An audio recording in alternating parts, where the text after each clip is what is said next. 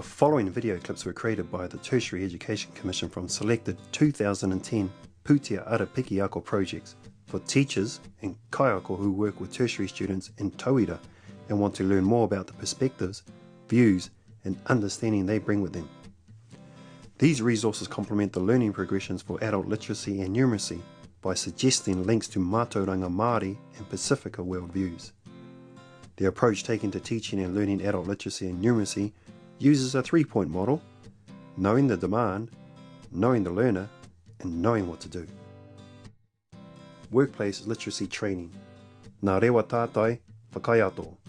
Numeracy resource compilation. Several projects were undertaken at Waiariki whose learner population is 53% Māori and Pacifica. The first project helped workplace literacy tutors working with Māori learners in the workplace. It was designed to raise the literacy skills of Māori learners in the workplace and help them complete actual work tasks more efficiently. The second project created ready-to-use numeracy resources for tutors across 5 campuses that reflected Māori and Pacifica pedagogies and presented numeracy activities in ways that were relevant to work. Embedded in the resources are Waiariki's core values such as whanaungatanga, wairuatanga and kotahitanga. Can you give us a brief description of the projects?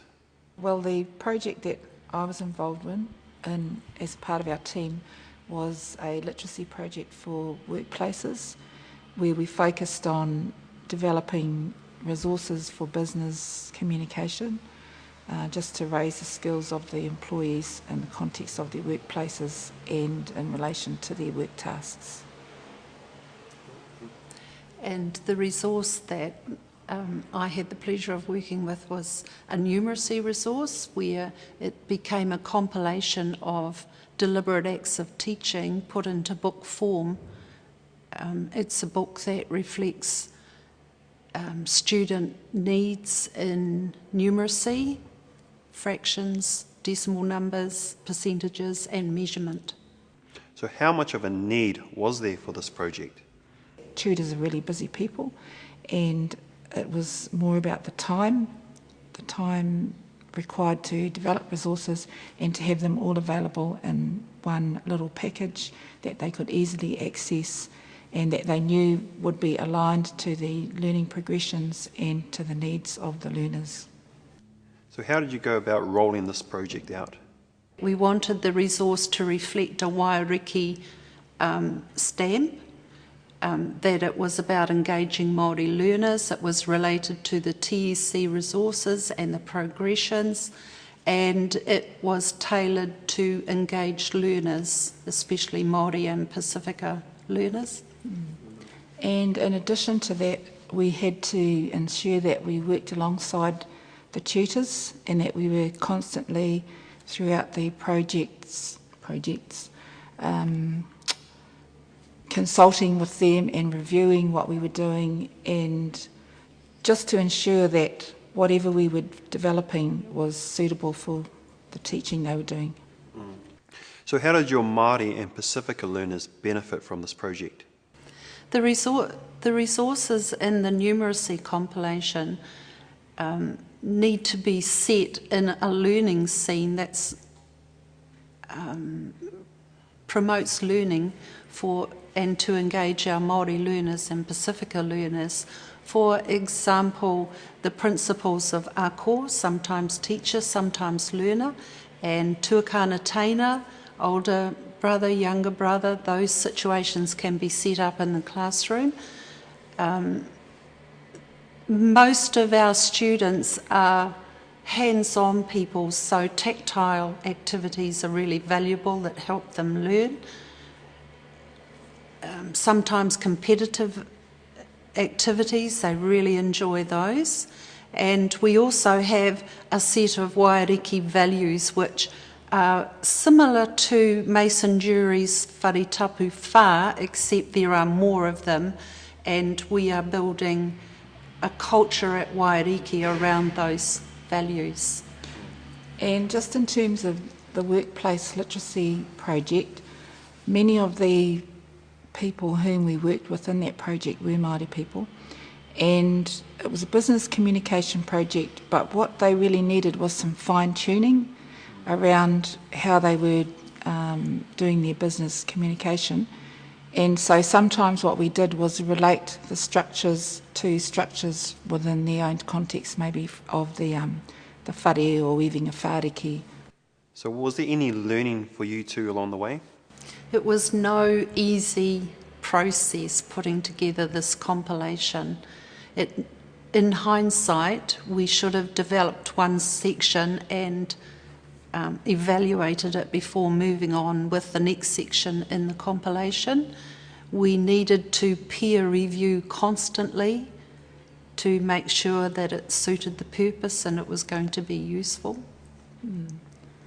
And for our project, it was the same as Carolyn, is that you need to constantly consult with your tutors to ensure that the product is suitable for their teaching and for the learners, and that resource making is time consuming and needs a big pūtea as well.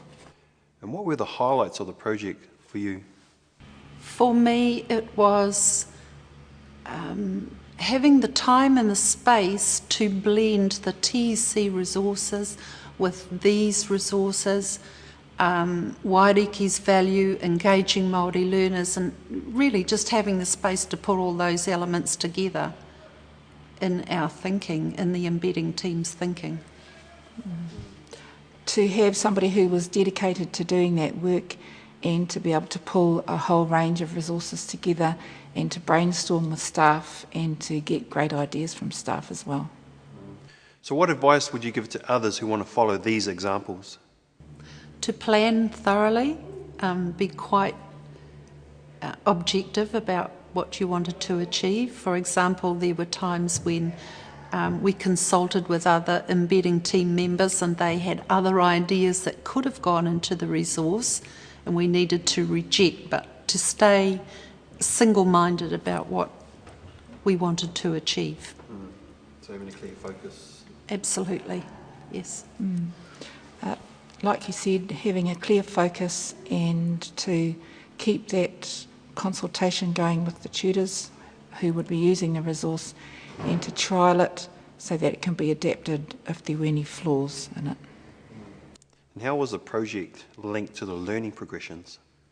In teaching in the workplace and in the embedding team as well, the students and learners that we're working with, they are on levels 1 to 3 of the learning progressions. So that means that when we look at the texts or the documents that are being used in their teaching and learning, we have to develop resources that actually meet the demands of those text documents, etc., but that also align with the learning progressions.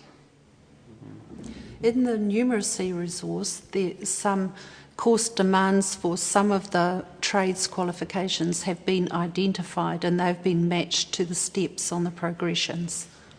And the resources have been developed according to that. How would you summarise the overall difference this project has had for your learners? Learning is a two-way process that involves both tutors and learners, and this resource is the starting place for setting the scene for learning. Can you tell us more about, are the students becoming more engaged with the learning? Yes, and that's absolutely necessary for them to be engaged. A number of our learners are very young, not long out of high school. They've been disengaged learners. We've got second chance learners, and as I said before, they're all very much hands-on people, and this kind of learning suits their learning style. And in the workplace, what it's done is it's helped people to lift their standard or their level and the effectiveness of their business communication and the way that they present their reports, emails, letters, etc.